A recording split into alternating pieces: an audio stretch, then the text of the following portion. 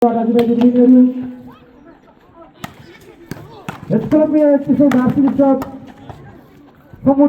आज हामी 6औं दिनमा प्रवेश गरिसकेका छौँ।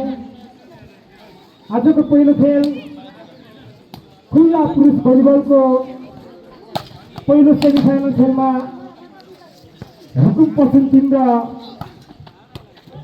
रुकुम पूर्व घुम्ने गाउँपालिका 4 काना बीच अबको केही समयभित्र नै खेल धम्साउने प्रतिस्पर्धा हुनेछ।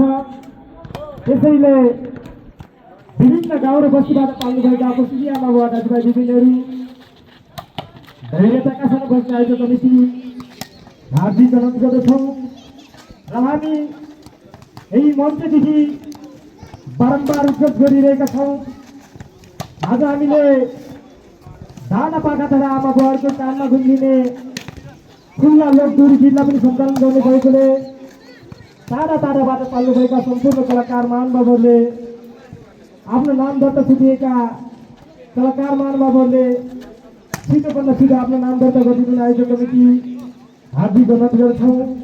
किनभने समय बिस्तारै जाँदा काटिरहेको छ। हामी समुद्घाटन सँगसँगै समापन समारोह कार्यक्रममा पनि जोड्ने हुन्छ। त्यसैले विभिन्न गाउँ र बस्तीबाट पाल्नुभएका सम्पूर्ण कलाप्रेमी महानुभावहरू आफ्नो प्रतिभालाई निर्धारित समयभित्र प्रस्तुत गरिदिने पनि आयोजक कमिटी हार्दिक अनुरोध गर्दछौँ।